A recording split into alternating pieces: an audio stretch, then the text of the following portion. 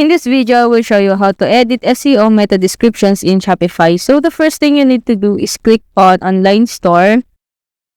And then after that, click on Preferences. And then you will see the meta description here and homepage title. So let's get first the homepage title. So for example, I will just title it like a Pixel Fix YT store.